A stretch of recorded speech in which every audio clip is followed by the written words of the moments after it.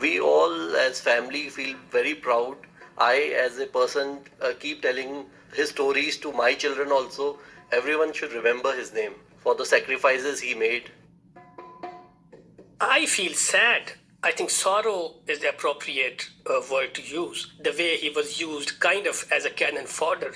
These sickle handlers who have never seen a gun, in a sense, they were put into all this warfare. He was the son of a doctor himself, and since Indian soldiers were suffering so much, probably that prompted him to go to Europe. Subedar Patram, a recruiter. Havildar Ghulam Muhammad, a sepoy or soldier. Prashant Kumar Guho, a doctor. 3 Indian men who were pitchforked into the First World War, but each of their families has a very different story to tell about them. So proud or comfortable with the past though. Mahmood Awan, a writer from the district of Shahpur in the recruiting heartland of the Punjab, now in Pakistan, has a very different story to tell. Mahmood's great-grandfather, Havildar Ghulam Muhammad, enlisted almost by chance. He was unemployed, saw the queue for enlistment and joined up. Unlike Patram, he survived, but his great-grandson has very mixed feelings about his war service. I think, fighting for the empire is something I will never feel proud of, means whatever way it is. So proud is definitely not a word to use. A shame is again a bit too harsh word, because I know what the financial conditions were then and the financial conditions my village is now in. It's a feeling of suffering, pain, and a kind of an angst against his employer, the way he was used kind of as a cannon fodder. Because the number of casualties we have seen of all these sickle handlers, I call it, these sickle handlers who have never seen a gun, in a sense, they were put into all this warfare. Indeed, once the sepoys were pushed into battle, stick had to be employed now.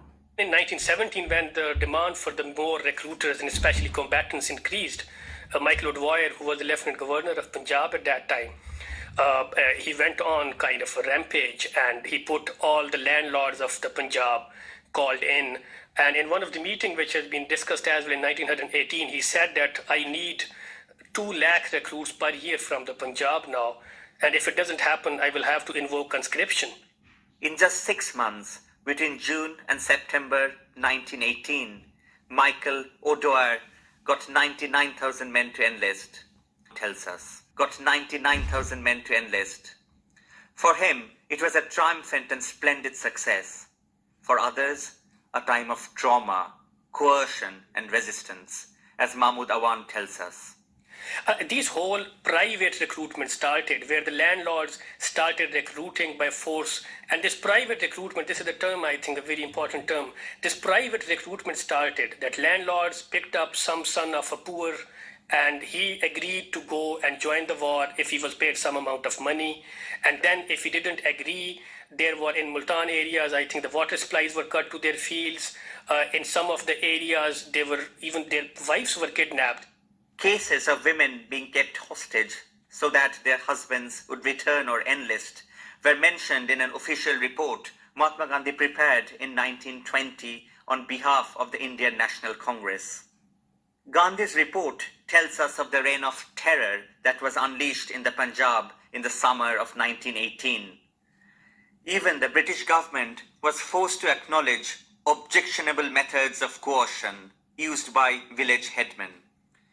Cases of coercion by these village chiefs, as detailed in the report, range from fathers being forced to give up their only sons, to men being arrested, looted, and even fired upon for refusing to enlist, to allegations of them being made to stand naked in front of their women.